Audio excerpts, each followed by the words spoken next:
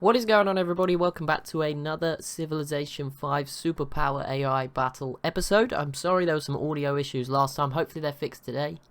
Hopefully. I don't know what happened. Did the quiet thing, which was weird because it didn't appear quiet. So like apparently there's no way I can even know it's gone quiet. So that's that's scary. But we'll move on.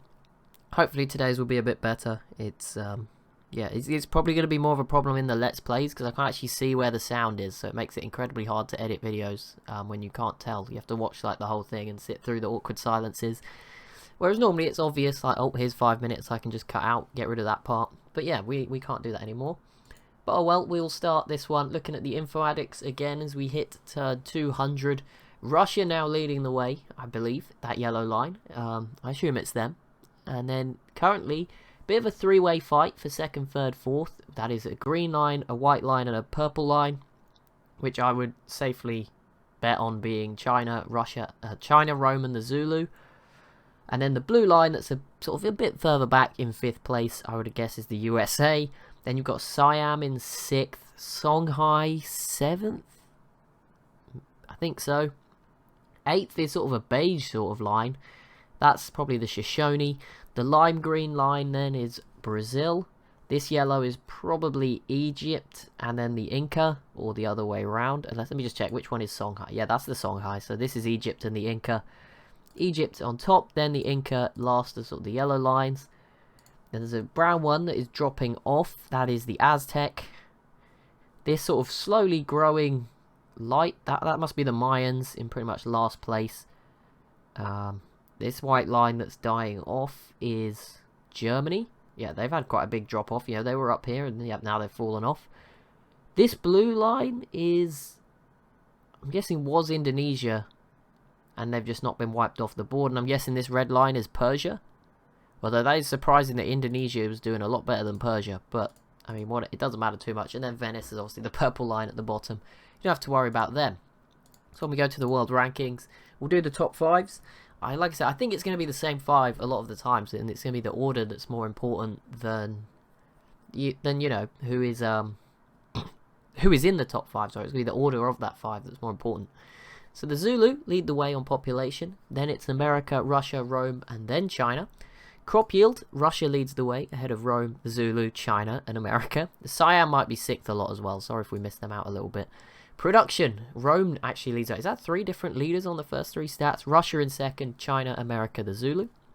Biggest economy, Rome does go back to back for once. There we go. They lead the biggest economy. Then Russia and China very close. Then Zulu and America a bit further behind.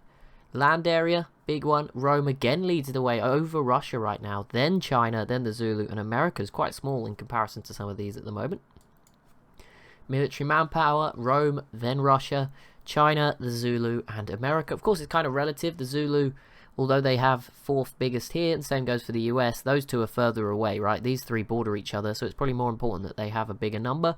Whereas the Zulu would still absolutely, you know, they're going after Egypt right now. Even Egypt and the Songhai combined would, oh, actually no, that would have a big advantage. But that's not happening. It's Songhai and Zulu combined v Egypt. Social policies, America currently leading the way by one. Then it's China, the Zulu, Siam finally break in on one category, and the Songhai sit in fifth place. Happiness, we don't really use this anymore, but you can see Russia is just negative, but everyone else is just about okay. Rome and America are a bit low, but I'm sure they'll fix it. They find a way. Technologies, the Mayans 36, that's not great. We only could do the surviving civs. Egypt on 44. Germany 46, Shoshone, Aztecs, Inca 47, Songhai 48, 50 for Rome, 51 for the Zulu, 53 for America, Brazil, Siam, Russia on 54, China on 55. Net gold, is anyone losing money? The Aztecs are the only civ that's alive and losing money. Cities, here we go, quite a big one. There's 2 left for the Aztecs, 3 for Germany, 4 for the Mayans and Egypt, 6 for the Inca and the Songhai, 8 for Brazil, 13 for the Shoshone, 14 Siam, 19 America, 24 China, 25 for the Zulu and Rome, and Russia leading the way on 27 cities. Science output, China well out in front, 500 points almost clear of third, but Russia's there at 1,000 as well. Rome in third, Zulu fourth, Brazil actually above the US. The rainforest may be contributing quite a bit for Brazil, and to bear in mind. Culture output, China again leading the way. Then it's Rome, the Zulu, Brazil and Siam in there. Russia, America were up really down low. Russia just out in 6th place. Wonders, top 5, Russia and America both tied on 6. China has 5, Brazil 4, and the Songhai on 3. Biggest treasuries, not too important as long as you're not on 0, although some of them will be eventually. We'll look at religion separately. No one's influential. Great works, China leads the way with 12, 11 for Rome, 10 for Brazil, 9 for Siam and Russia. Trade routes, Rome with 6, and that is actually the same for all of the top 7 there. And then tourism, China leading the way of Russia, Siam, Brazil, and then Rome. So there we go. I think based on that, China seemed to be doing quite well towards the end of the statistics, but it seems like Rome, China, and Russia were all doing very well. And maybe the Zulu and America a little bit off. These probably not number 1 contenders. Maybe these are sort of, and I mean, we saw the score, America a bit further behind. So yeah, more to do for the Zulu and the US, and then neck and neck pretty much between these 3. Maybe favouring China. China seemed the most consistent. Russia just didn't finish in the top 5 sometimes. I think Rome and China were always in the top 5s there. Maybe they missed 1 or 2, but you know, for the most part, these 2 were in all the time, whereas Russia did miss a couple. So it all adds up. It'll probably be very close if it was to finish soon. We'll probably set the end for this one. I don't know. It'll probably be 300, not 250. I'm not 100% sure yet, but we'll work it out as we get nearer. But we will continue. Oh, sorry, I've got a very painful eye. I've got a sty, which is like a, what is it? It's like something with your eyelash. I get them quite a lot. It's very annoying. So very painful. But we will get through this video. Germany versus Egypt. Well, that doesn't matter. But the big war at the moment is the fall of Egypt, which is going very well. Heliopolis here is going to fall probably next turn if the Zulu haven't. I think they just went, and the Inca I think go last. But next time around, we should see the Zulu grab hold of this pretty easily. Heliopolis, Brazil v Siam, that's not so big. That's not as important. In other wars, the US pieced out, so not much. The Aztecs, sorry, not the Aztecs. The Mayans may regain their capital from the Aztecs. That's sort of the big thing we could see happen as well. But elsewhere, it's pretty peaceful. The Zulu do grab Heliopolis, so Egypt, they put up that great defense, but it's going to unravel here. Shakas are going after them. The Songhai. I mean, if Egypt and the Songhai teamed up, they could actually win, but I don't think we're going to see that. It seems pretty unlikely. The Songhai is also at war with Egypt as well. Egypt probably won't actually lose anything to the Songhai, and they've got to watch out. I reckon Rome, that might be Rome's next target. Obviously, they may line up German, Great Britain is this easy target, but I think Songhai could be next for Rome, because if they're probably not going to want to go head-to-head with Russia immediately, but a big war breaking out in sort of Western Asia sort of region. Russia versus Siam, they do border each other here in Persia, so we'll see how this pans out. Russia is definitely going to go for this, but Siam has planes and plenty of units in the Arabian Peninsula. Still have a trebuchet, that's a bit out of date, but the rest of it seems okay. But this could be a big battle. Russia has moved a fair few units over. We'll see. Obviously some of them are so big that it doesn't make them look like the military powers that they really are. You know, even the US are very open. There's no one where it's, you know, in the normal games where there's a lot more civs and everyone's a lot more congested. Everyone has similar numbers of units, but less cities and stuff, and it's just every tile's full of units. But that's not the case here. There's a lot of open space. You know, look at Rome. All of this area is just there's, you know, wide spaces between the units, which is good, I guess, because it's more likely to crash when there's units in every tile. So always a silver lining. America goes again. Oh, the Mayans were finally having a bit of a comeback, and then the US will take them out. But really smart move. I didn't actually, for some reason, I didn't see the US doing this. I don't know why. I said they'd go after the Shoshone probably next. But you know what? Yeah, go eat up the Mayans. That's 4 good cities, good bit of territory, more control over the Caribbean region. In fact, pretty much complete control at that point. And then obviously you're free to go after the Inca and their coastal cities, the Panama Canal. And it's a launch point towards a civ like Brazil. So yeah, this would give America a lot of options. I mean, not that they really need them. They could just go round. But, you know, could be interesting. They could even go to Africa. And it will sort of fend off Rome, if Rome was ever to send some settlers to the rest of the Caribbean. All round, smart move from the US. Should be pretty easy as well. But there you go. You know, when does the AI get the easy things right? I'm sure they will. They will find a way. They will find a way to mess it up. Because, you know, of course they will.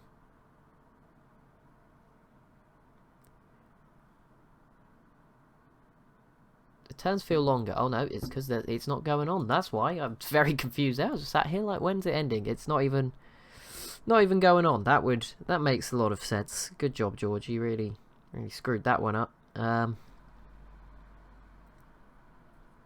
There we go. Oh, and the US instantly just took Chichen Itza. That was not difficult at all for them. Okay. China is... Okay, they're just defending this, but yeah, I don't think they'll lose it. The Shoshone... It looks like it's in a really bad spot, doesn't it? But I think, you know, these units, maybe not the best tech-wise. I mean, privateers aren't helping, so maybe if the frigates come over, that would obviously help. China did grab a couple more cities in Japan, and also grab Mount Fuji. 2 gold, 3 culture, 3 faith. You can't complain about that. And we did not look at the religion. I apologise. We'll have a look at that now. Here we go. Biggest religions. There's quite a few. The leading one is Confucianism from the Songhai in 36 cities. Bear in mind, I think that's mostly in Europe as opposed to in the Songhai. How did the Zulu start a religion not even in their capital? That is impressive. And it's not spread very far. It's only in 1 city. So maybe the Songhai's religion is down there as well. But Islam from Egypt is also pretty big. So it could be either of those. With 26. Catholicism's doing very well in the New World from the Aztecs in 29, particularly North America.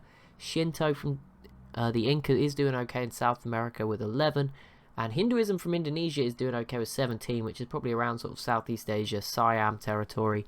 But yeah, Judaism from the Mayans, and obviously the Zulu religion, which is somehow just not in a capital. I mean, it doesn't have to be, but it's quite difficult to get it somewhere else. I guess it depends. They just must have got the Great Prophet somewhere else, but that's not even... Babanogo. Which city is that? I don't even see that city. That might be a bug. That's this city. I don't know how they managed that then. That's very far away. But fair enough. Don't know what happened to it down here. Maybe it just died out. I have no idea. Maybe it's not here. Maybe this is just all that's left. No, it is Holy City. There you go. They just... Obviously the Great Prophet spawned up there instead of down here. I don't know. No, there's no Congo. I don't know how it got here. It just did. Elephantine here could be the next city to fall to the Zulu, which is good because I said the Zulu in America probably looked like they were a bit further behind than the other 3. So the Zulu going after Egypt, good move. Same goes for America, doing very well against the Mayans, 2 cities already. So there we go, we're heading towards a very exciting top 5 race here. And obviously at some point you feel that one of those 5 might even come into trouble. And to be honest, despite the good start, I have a feeling it could be Russia. If China and Rome teamed up, which is the issue, you know, getting them two to sync it up and do it, probably won't happen, but that would be quite interesting. Should it happen, China grabs another city in the Indonesian islands. Nothing yet else down here. No Incan settlers, no more from Brazil either. Okay, and we did see, or I just caught corner of my eye, America settling in Ireland, and Rome also put a citadel down in Cornwall to steal that away from Germany, and I think America just killed off the Mayans. Yep, they are our third elimination, and the US very quickly dispatching of them. So their influence on the world continuing to grow. As we said, they're probably 5th place, so they need to do things like this, and absorbing all the Mayan stuff. Good idea. Would recommend. And obviously that means they can take more in Central America now off the Aztecs, the Inca, or even going further down to Brazil, so that they don't have to necessarily fight the Shoshone. Obviously, if they did just, you know, if they went for it, which they definitely could if they sort of took a few turns to prepare and just fully went after the Shoshone, I think they'd have a lot of success because the Shoshone are very committed out here in the Pacific coast to getting this city back. But, you know, that would... You can save that, right? That's the hard option. For example, the hard option for Rome right now is probably... Well, not the super hard, obviously. Ignoring fighting each other. There is rebels here. Russia's happiness isn't great. Rome versus... For Rome, like, the difficult... The easy... They've all got, like, an easy option and a hard option. Maybe not China, but, for example, the Zulu, the easy option is probably Egypt, which they're doing pretty successfully. They grabbed Elephantine. The medium option is Songhai, and then hard option... They don't really have a hard option either right now, but obviously, you know, going to Brazil's kind of difficult. Going to Rome will be very difficult in the future. Rome... Easy option is just getting rid of Germany up here. Medium option, similar to the Zulu, go after the Songhai. Hard option, obviously Russia. Russia's easy option is kind of Siam, so probably the hardest of the easy options. Their medium option Yeah, I mean, they have Rome and China. They don't have a medium. They have just Rome or China. Those are two hard ones. I think China could be a bit easier, potentially. But I'm not really sure. It's not easy, but, you know, relative. I don't know. I think I'd rather invade China. Try grab a few of these sort of spread out cities. As opposed to... Obviously, you wouldn't probably get to Beijing. But, you know, you can grab some of these sparse ones. Instead of, like, pushing straight into the center of Europe. But I don't know. Maybe Rome would be easier. Persepolis has fallen to Siam, so they actually gained this back. That's great to see. Siam, maybe one of the dark horses for the top 5. Even if they can't drag themselves into it, you know, if someone else does fall down a bit, they could be just in the wings waiting. I think there's a few civs that are still good sized. What was I saying? I was going over the sort of options. For the US, I mean, the easy options are a bit more sporadic. You know, Aztec is the easy one, the random cities. Medium, maybe the Shoshone. And then obviously the harder option is going down to Brazil. Again, that's to do with travel, not necessarily the side of Brazil, but obviously Rome, again, over the Atlantic would be very difficult. And for China, easy option is not actually conquering anyone, although the Shoshone is working. It's kind of awkward to get to again. But, you know, easily they could go colonize a lot of territory in Australia, New Zealand, Hawaii, etc. There's still land around Japan as well that they could go for. Medium, obviously probably Siam, and then again, hard is Russia. And eventually, you know, you imagine maybe one day they'll share a border with the US somewhere around here. So those are the more difficult options. But they've all got options. And it's good to see the US feasting on the Mayans. Not for the Mayans, but they weren't going to have much of an impact anymore. And again, the same goes for the Zulu. Because those two needed to catch up. So I'm excited. And Russia retook Persepolis. That's good news. Good news for Russia.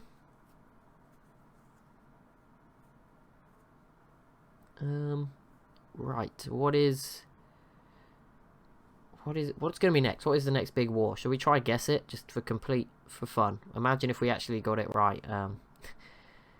That would be quite impressive. I don't know.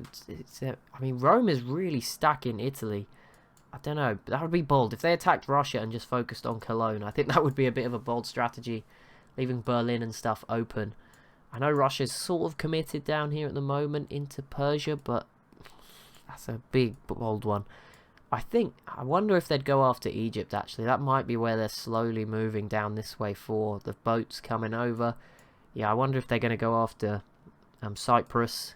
I mean, they've got land here. They could, you know, show up. Yeah, I think they're going to go after Egypt. That might be the next war. That's my prediction. Rome, Egypt. Didn't even look at the rest of the map. I'm sure there's someone who's like literally about to press the button. But it doesn't matter. It's just a fun guess. If it happens in the next 10 turns, that'd be pretty cool. But yeah, not looking great for Egypt. They're still like a pretty big country, right? I mean, it just shows you the scale of these games. This Egypt is terrible, right? But in, say, EU4, this would be pretty good. You know, Mamluk sort of territory. Yeah, they're doing okay. But that's not the case here, I'm afraid. And obviously, I guess relatively, Rome would absolutely be the best country in the world by a billion miles if this was EU4. No offense to the others, Russia's doing okay. China's pretty cool, the Zulu. But yeah, EU4 wise, I mean, different game. We've just done an AI only on that. If you would like to check that out, maybe that'd be a good thing to do. And I completely forgot, so apologies guys, but just a little bit of promo here. On Saturday, the new EU4 multiplayer streams will be starting. If you're interested in taking part, be sure to join the Discord in the description. There's also an announcement video that came out the other day if you want to check that out. That will just go into a bit more detail. But yeah, all you need to do to get involved is have EU4 and you can play along. It's 2 hours every Saturday evening in Europe, UK time, sort of night time. Hopefully not too late, and obviously then it's the afternoon in the US. It is the morning, I think, if you're a bit further west in Canada, US, so apologies for that. But I don't know, Saturday morning might actually be easier for some people to make than Saturday night. But obviously time zones are difficult to work with. Yeah, that's it really, isn't it? But I can't really change the time zones. I think being in the UK does help a bit, right? Because I'm an hour behind the rest of Europe, which doesn't really make sense. I mean, I know this map is exaggerated, and so not the best example, but just out of interest, the other day I noticed like Portugal is an hour ahead of the UK. Almost all of Portugal is further west than all of the UK. I know this map's exaggerating it quite a bit, but on Google Maps at least, and I guess Google Maps is not 100% accurate either, but on the Google map at least, Portugal is like almost in line with sort of the end of the UK. So, and I looked at the time zone lines. It literally comes down through the UK gap with Europe, and then literally just draws around Portugal, whereas the rest of the line's almost like straight. It's quite funny. But there you go. The more you know. Doesn't matter too much. Okay, Rome did not go after Egypt. Rome versus Russia. One of the biggest wars maybe ever. This is going to be, wow. Rome pulling the trigger as well. I thought a lot of people fancied Russia, and I'd say there's nothing wrong with that. Russia and the Zulu were definitely, like, I'd say probably made up 70% of the picks. The US then filling in the most, and then obviously everyone else was, a few other countries got picked as well. But yeah, Russia and Zulu got the most, and then the US were sort of the main other pick, and then the rest were just sporadic sort of people picking the others. But this is going to be huge. Rome going for it. They have a lot of planes now. I see 5. These boats will not be too useful, sadly. That is one disadvantage they have. Whereas Russia's boats will be super useful in the Baltic Sea. Rome does not have as much here. Russia has a lot. Whereas these Mediterranean boats cannot really get to Russia. I guess the frigates could shoot at Stuttgart, but that's it. Like, it's not even a canal. Even if you took this, you can't go through. And we have our revolution. To be honest, Russia had unhappiness, but I'm feeling it's surely... I mean, I guess the local bonus could affect, but surely it's China. They were the only order civ. No, Rome. How on earth has that happened? Okay, well, China, the only order civ, has managed to influence a revolution in Rome. That is going to hurt Rome. They've just got into the biggest war ever. And obviously they're going to now have, is it like 2-3 turns of no science, no production, all that sort of stuff? That's kind of rough. But there you go. China must be pumping out a ton of tourism. How on earth have they done that? China is in... That can't be over Rome. Surely that is over Siam. I mean, regardless, actually, China is not near any small countries. Like, that is insane that they're influential over anyone. They do have the most tourism. Russia's at 38. I mean, Rome at 25. I guess that is double, but nearly. That's absurd. And Russia might be next. I mean, they are unhappy. So, wow. Okay, Rome flips to order. That is a surprise. And a thumbnail-worthy moment. So, thank you, Rome. Here we go. Take a screenshot. Lovely. Good. Title and thumbnail secured. Roman Revolution. Bit of alliteration in there. Revolutionary Rome. I mean, they all sound good. It's got... Yeah, it's great. Easy.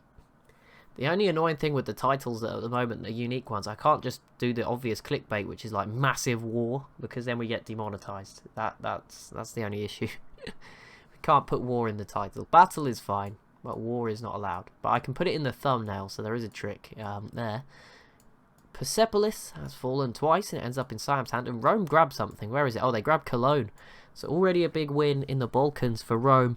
And a blow for Russia. Ooh, this could be big. The Zulu, America, China. I hope you're watching. You're going to have to respond to this if you want. You know, not obviously directly. I guess the US could if they wanted to. They could attack Rome, which would be quite interesting if they just started pillaging Rome's coast.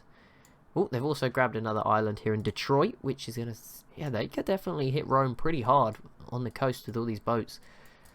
It would be a... I mean, Rome could obviously come back with all these boats. Oh, I just clicked off the game. Luckily, we're using a new... I'm using OBS to record now, so it records the game, not the window. I used to record the window, so if I accidentally clicked off the window, which I don't even know how I did that there, but it happened. Before, it would have shown you like my desktop, but now it just stays focused on the game, which is very nice. America, though, is going for one of those medium to hard targets we gave them, and that is Brazil. Now, I think the focus, sadly, will be on this city, not so much here. But you never know, this coast, eventually, once they've got this, they could come down here. And Brazil, I mean, these cities inland are pretty safe, but Rio is on the coast, and it's not super protected. So there we go, the US definitely responding to what is going on, but not by declaring war on Rome, which is probably pretty smart. Meanwhile, Shaka, he is going for Thebes, he's just started, he held off for a bit. Oh, they've just grabbed another city here in Giza. So Egypt trying to survive for a bit longer. But yeah, Siam is going to repel Russia, and now they're going to struggle, because they don't have too much over here. In fact, a lot of Cossack units, which is good. Unique units are good. But I feel like Great War Infantry may be, you know, okay here. The planes, obviously, it's just, yeah, I don't know. Maybe not the best to just have an army built out of them. Rome has some cannons. Still no artillery, which seems a bit surprising. Ideologies have been around for ages. Oh, there you go. Russia does have some. It's just really far away. World religion Hinduism was proposed again. I have no idea how Indonesia proposed that. They're dead. Unless someone else proposed it. Oh, Siam proposed it this time. Okay, fair enough. Siam does have the most votes, but I don't think that will pass. Unless, I don't know, is China a majority Hinduism nation? Not majority, but it's the only religion they really have. I guess Catholicism's come across here. Another city in Japan for them as well. But wow, here we go. There just doesn't seem enough sort of... what are they called? Siege weapons for either of these teams, really. Team Civs, Russia. Yeah, they don't have anything near the front line. No cannons or artillery, at least over here. Rome has cannons, but they feel a bit dated. I mean, maybe not for a city here like Essen, Dusseldorf, but you know, you're looking at Yekaterinburg here, 110. Moscow, 130. That you're not getting through that with cannons. St. Petersburg probably as well at 90. Some of these others could fall with the numbers. But yeah, good start for Rome. And I mean, they don't need to completely kill Russia. You know, you just need to incrementally keep taking things. You can do it over sort of 4 or 5 wars if you need to. You don't need to kill them off to get stronger. I wonder, yeah, they're going to grab this, which will at least reduce the border gore. Another ideology, the Inca going autocracy. So that's not stopping. Despite Rome's flip. You would think maybe Rome could start to push other nations now, because they're obviously going to assert pressure. I think Russia would be the next to have a revolution, right? China and Rome sandwiching them. They've already struggled with some rebels during the game. Wouldn't surprise me if we saw a Russian revolution next. And that's another alliteration. There we go. Hopefully they wait till the next episode. Then we can get 2 for the price of 1.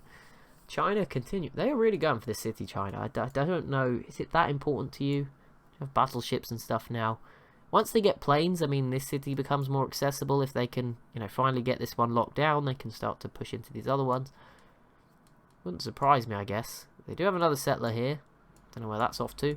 They have another one in New Guinea, so we'll see that. Oh, and they have one in Australia too. So China finally making some moves. The Inca also with a settler crossing the Pacific Ocean. But it's been quite a divided Australia culturally and civ-wise, so that's pretty cool to see. We'll see who comes out on top. But like I said, it's unlikely anyone will, because like China and the Zulu probably won't go to war with each other, just because they'll see each other's numbers and kind of avoid it. Even if, you know, China could easily take all of Australia with no repercussion from Shaka, they probably won't do it. And there we go, Thebes falling. So Egypt not dead, but not in a great spot. I'm sure Siam or Rome will probably eat them up. I guess Shaka could throw a lot at it to get to Giza. Cyprus is a bit tougher to reach. But there we go. And Siam with a lot of good technology units, a lot of planes, battleships here in the Persian Gulf. Looks like they're going to repel Russia and get Persepolis. So that's pretty good. That's pretty good for them. What is going to be next? Who is going to... I can't believe that. I thought Rome was going for Egypt. I really did, my prediction. But they went after a yellow civ, just not Egypt. Much bigger. A huge war. But so far, not much going on. It is a massive front line. So that is always difficult for the AI to manage. But even just grabbing Cologne, and maybe if they could get one more Essen in the north, you know, that makes it easier. Next time it's a bit more focused. If you can take this city, that would really help your effort. You know, maybe get Dusseldorf as well, and then next time it's much more concentrated on 1 or 2 areas. That's what you want. Russia still has to be nervous of China, who I think has a tech advantage again on them, demographics wise.